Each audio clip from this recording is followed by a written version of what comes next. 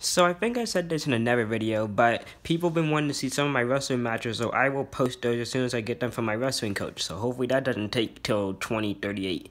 So speaking of which, I have a little wrestling story. So this is being filmed Monday night, and this happened last Thursday. So we had a wrestling meet here in town at Jacksonville High School, and I was really nervous because a year ago I had my first two wrestling matches, and they had two very different results. One, I got my ass kicked by the state champion girl. Yes, I lost to a girl.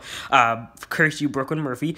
Also, I fell on top of a kid from Taylorville to get my first pin and win. So, two very different outcomes. So, we were at the high school getting ready, and if you don't know how wrestling shoes work, you put them on, and they're sort of like high tops, so it goes way up past the little spot on your ankle to make sure you don't twist your ankle or anything. And then you can tie them, so you tie your shoes. And then there's Velcro on some of them, so you Velcro them. And then some of the coaches want you to put tape on them, because if your shoes come untied or the Velcro comes loose in the match, that's an infraction. The other person gets a point, it's a penalty. Nothing good comes from your shoes not being properly tied up in a match. So I was tied, Velcroed, and taped up in my shoes when I realized that they were on the wrong feet.